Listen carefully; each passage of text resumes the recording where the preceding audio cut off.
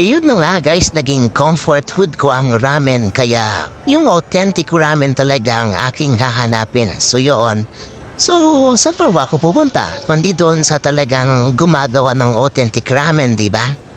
So yun, hindi ako nahirapan din guys na makakuha ng visa dito. Napakadali lang talaga ng pagpunta ko dito. Kaya, yun. Napakasarap guys na talaga ng ramen para sa akin. Yung talagang authentic ramen At dito sa tapuntahan kong restaurant na ito, o Japanese restaurant na ito ay nagsenserve sila ng authentic talaga. At napakaraming mga Pinoy guys na server dito, o mga manggagawa. Kaya yon. And then napakasarap ng ramen nila guys, natikman ko.